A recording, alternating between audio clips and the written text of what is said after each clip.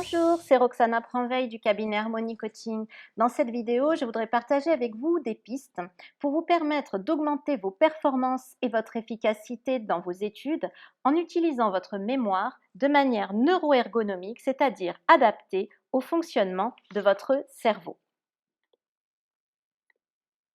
Alors, il est bien évident qu'à chaque fois que l'on veut réaliser quelque chose dans la vie, il faut y consacrer une certaine dose d'énergie, sinon, malheureusement, rien ne se passe. Voyons ce qui est nécessaire pour réaliser de bonnes performances dans ses études, c'est-à-dire pour réussir ses évaluations. Pour réaliser de bonnes performances dans ses études, il faut s'approprier les informations contenues dans les cours pour pouvoir les mémoriser, les restituer, puis les transposer avec pertinence au moment de l'évaluation. Pour cela, bien évidemment, des efforts sont nécessaires. Mais attention, ces efforts doivent être dirigés dans la bonne direction. Autrement dit, il faut utiliser des méthodes efficaces, adaptées au fonctionnement optimal de votre cerveau, sinon vous risquez démotivation, échec et finalement sentiment d'incompétence. Il faut savoir que votre cerveau est vraiment une mécanique parfaite, à votre service, conçue pour vous permettre d'atteindre vos objectifs. Votre cerveau contient 86 milliards de neurones. L'information y circule à une vitesse pouvant aller jusqu'à 430 km/h, soit plus qu'une voiture de course lancée à grande vitesse. Et tout ceci dans 180 000 km de fibres nerveuses, ce qui représente à peu près 4,5 fois le tour de la Terre. Et le pilote de cette petite merveille, eh bien, c'est vous. Ce qui fait la différence entre une personne qui échoue et une autre qui réussit à atteindre ses objectifs, eh bien, c'est simplement la manière plus ou moins efficace dont ces personnes utilisent leur cerveau. Donc, pour réussir, vous devez apprendre à piloter votre cerveau, et ce, afin d'obtenir un maximum d'efficacité avec un minimum d'effort, et cela pour vous permettre d'atteindre vos objectifs tout en ménageant du temps libre pour les autres aspects de votre vie, loisirs, famille, amis, etc. Alors voyons comment fonctionne votre mémoire. À chaque instant, une foule d'informations transite par ce que nous appelons la mémoire à court terme. L'immense majorité de ces informations est jugée inutile par votre cerveau et s'efface rapidement de votre mémoire. On voit ici que 72% de l'information disponible a déjà disparu après 48 heures. C'est ce qu'on appelle l'oubli. À l'inverse, lorsqu'une information est jugée digne d'intérêt par le cerveau, elle est traitée par ce qu'on appelle la mémoire de travail, ce qui lui permet d'être stockée dans la mémoire à long terme. Elle repassera ensuite dans la mémoire de travail à chaque fois que vous aurez besoin de vous en servir, un peu comme les données de votre ordinateur passent du disque dur à la mémoire vive. Et si vous ne vous en servez pas pendant un certain temps, un temps suffisamment long, l'information finira par s'effacer tout simplement de votre mémoire. Alors voyons quelles sont les 4 clés pour utiliser efficacement sa mémoire et accéder facilement aux connaissances au moment des évaluations. La première de ces clés, eh bien, c'est le désir, c'est-à-dire accorder de la valeur à ce que l'on veut mémoriser, voir l'utilité de ce qui est enseigné et désirer se l'approprier en vue de se rapprocher de ses objectifs personnels. Alors, si un sujet vous saoule, vous pouvez vous acharner à travailler pendant des heures, vous aurez énormément de mal à mémoriser. D'ailleurs, le mot travail vient du latin tripalium, qui était un instrument de torture. Donc, lorsque vous vous forcez, vous êtes dans le travail torture, qui est largement contre-productif. De la même façon, si vous êtes contrarié ou si vous vous braquez, votre esprit devient confus et se bloque. Vous finissez alors par croire que vous êtes nul parce que malgré le temps passé, vous avez obtenu des résultats décevants.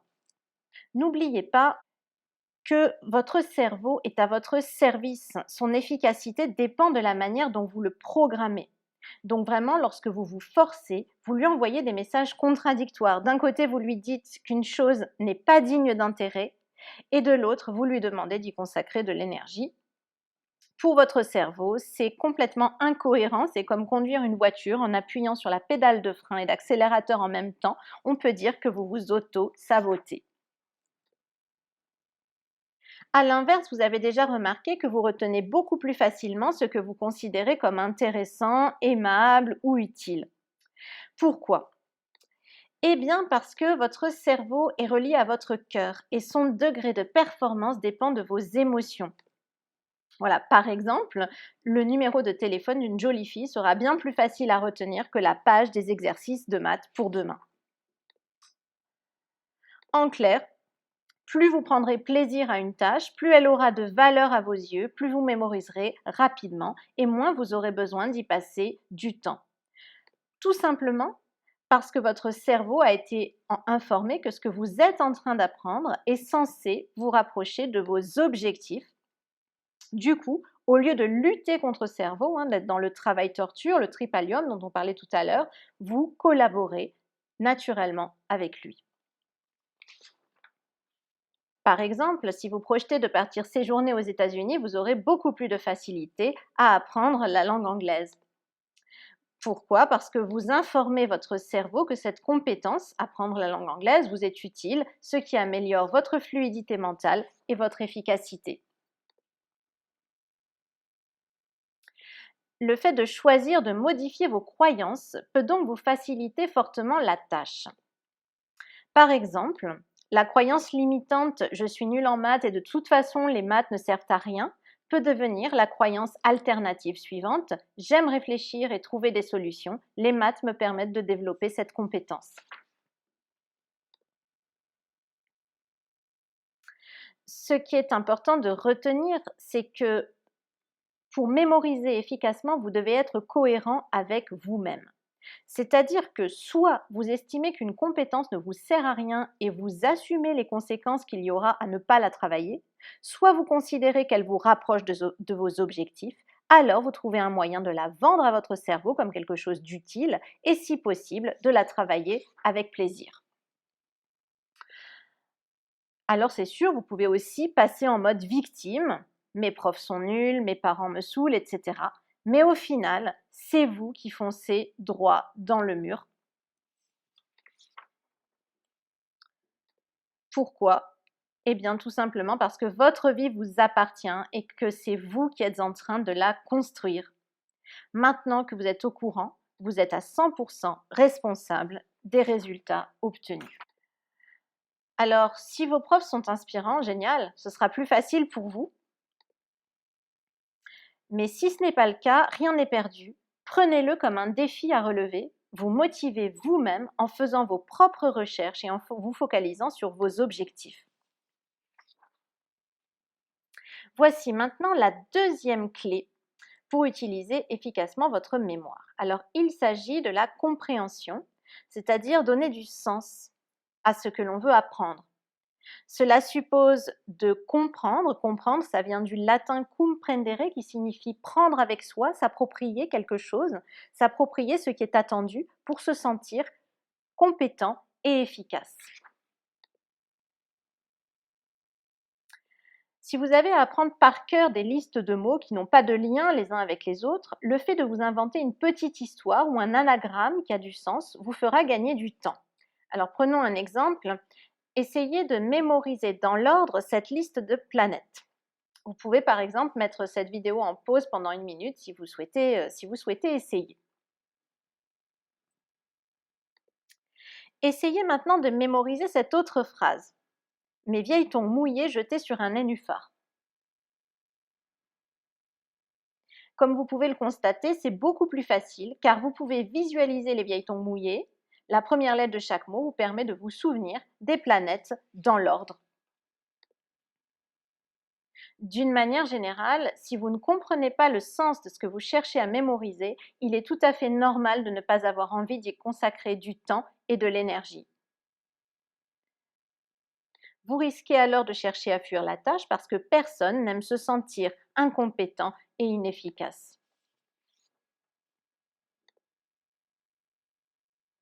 Sauf que malheureusement, l'évitement accroît la pression de l'entourage et le sentiment de culpabilité. Moins on se sent compétent, moins on a envie, et moins on est motivé, moins on se sent compétent. On se sent alors nul et on finit par perdre confiance en soi et par croire, encore une fois, qu'on est nul. Alors, comment reprendre confiance en soi et se sentir compétent et efficace? La règle de base est vraiment de ne jamais rester sur un blocage ou sur une incompréhension. Pour cela, vous pouvez poser des questions en cours au professeur, chercher sur un autre support pour comprendre par vous-même, dans un manuel, un cours en ligne ou avoir recours à une vidéo, ou demander de l'aide à un ami ou un parent, ou enfin prendre ponctuellement, en cas de nécessité, un cours particulier. Alors attention cependant, pour faciliter la compréhension, il est impératif de bénéficier d'un temps de sommeil suffisant, 7 à 8 heures par nuit, dans le noir complet. Des études effectuées dans l'armée sur des tireurs d'élite ont prouvé que 2 ou 3 heures de sommeil en moins entraînent la perte temporaire de 10 points de QI pendant la journée. Et le pire, c'est que la personne en manque de sommeil n'est absolument pas consciente de la diminution de ses capacités. Voici maintenant la troisième clé pour utiliser sa mémoire efficacement. Il s'agit de créer des liens, c'est-à-dire de se poser des questions, parce que le fait de se poser des questions pour connecter les informations entre elles, créer des liens avec ce que l'on sait déjà, facilite fortement la mémorisation. Alors voici déjà ce qui ne fonctionne pas en cours, le fait de prendre des notes d'une manière passive. À la maison, le fait de lire et relire ses notes de manière passive ou éventuellement d'essayer d'apprendre par cœur mot pour mot. Pourquoi ça ne fonctionne pas? Eh bien parce que pour mémoriser, il faut stimuler son cerveau et l'obliger à se mettre en mode actif pour rester concentré. Et comment s'y prendre? Eh bien, ce sont les questions qui stimulent le cerveau. Face à une question, le cerveau se met en alerte, il ne peut faire autrement que de chercher la réponse. Ce processus de recherche de solutions crée des connexions avec ce que l'on sait déjà et favorise le stockage de l'information qui passe alors, comme on l'a vu tout à l'heure, de la mémoire de travail à la mémoire à long terme. Des études ont montré que les étudiants qui réussissent le mieux ne sont pas forcément ceux qui travaillent le plus, mais ceux qui pratiquent d'une part l'écoute active en classe, c'est-à-dire qu'ils se posent des questions dans leur tête ou les posent éventuellement à voix haute au professeur, et la lecture active à la maison, qui consiste à réviser en cherchant à répondre à des questions. Alors attention, pour pratiquer l'écoute et la lecture active, il est impératif de se protéger des sources de distraction, comme les portables, les alertes, les interruptions, les allées et venues, etc. Tout simplement parce que votre cerveau est productif lorsqu'il atteint un état de concentration maximale qu'on appelle fluidité. Et à chaque interruption, le problème est qu'il doit à nouveau télécharger son environnement de travail et le processus est interrompu. Le fait de zapper d'une activité à une autre entraîne ainsi une perte de temps et d'efficacité. Alors voici une méthode, la méthode de la marge, qui donne d'assez bons résultats. Elle consiste à laisser une marge sur ses prises de notes pour y inscrire de brèves questions. Alors voici un exemple de cours. On peut prendre par exemple la phrase « La modernisation des techniques agricoles entraîne la disparition des grandes famines et rend les populations plus résistantes aux maladies ». Et bien dans la marge, on va noter une question simple comme celle-ci. Qu'est-ce qui rend les populations plus résistantes? Ensuite, la révision consistera à chercher à répondre aux questions en occultant tout simplement le texte de droite avec un cache. Une méthode équivalente consiste à faire des cartes mémoire sous forme de fiches, avec au recto l'essentiel de ce qui est à retenir présenté sous forme de questions, et au verso, eh bien, les réponses aux questions. Dans tous les cas, il faut prendre l'habitude de surligner ses prises de notes pour faire ressortir ce qui est essentiel. Pour finir, voici la quatrième clé pour utiliser efficacement sa mémoire. Eh bien, il s'agit de la révision. Il est capital d'effectuer des rappels mémoire à des moments stratégiques. Pourquoi? Eh bien parce que si une information n'est pas réactualisée, le cerveau la considère comme inutile et elle s'estompe progressivement de la mémoire. N'oubliez pas, comme on l'a dit, que votre cerveau est à votre service. C'est vous qui le pilotez. Dans votre intérêt, il est programmé pour fonctionner de manière optimale, sans gaspillage d'énergie. Du coup, si une connaissance n'est pas réactualisée, il la juge inutile et la met tout simplement à la poubelle. Sans ce processus, vous deviendriez fou, submergé par un flot d'informations insignifiantes et inutiles. Donc, si vous ne voulez ni sécher au moment de l'évaluation, ni passer une nuit blanche la veille pour réviser, la solution la plus neuroergonomique, c'est-à-dire la mieux adaptée au fonctionnement naturel de votre cerveau, est d'effectuer des petits rappels mémoire afin d'informer votre cerveau qu'une connaissance va vous servir à quelque chose et que donc il doit la conserver. C'est ce que l'on appelle la méthode de la répétition espacée. Voici la courbe de l'oubli qui mesure scientifiquement le processus par lequel les informations s'estompent de la mémoire. Alors, lorsque vous entendez, voyez ou sentez une information de manière consciente, par exemple lorsque le prof vous explique une notion, vous vous en souvenez à 100%.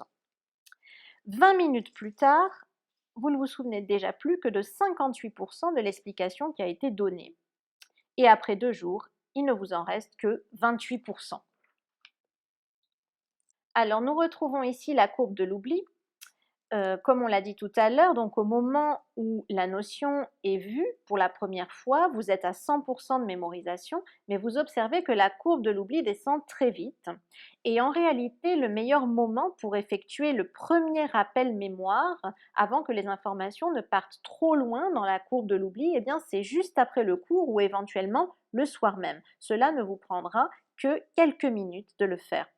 Vous pouvez ensuite effectuer un second rappel mémoire 2 ou 3 jours plus tard, un troisième une semaine plus tard, puis un quatrième et un cinquième la veille de l'évaluation, en veillant à espacer à chaque fois davantage les révisions. Vous pouvez observer d'ailleurs qu'à chaque fois, ces rappels prennent de moins en moins de temps, quelques minutes seulement la veille finalement de l'évaluation, au lieu de 8 à 10 heures de travail pour quelqu'un qui n'aurait pas pratiqué cette méthode.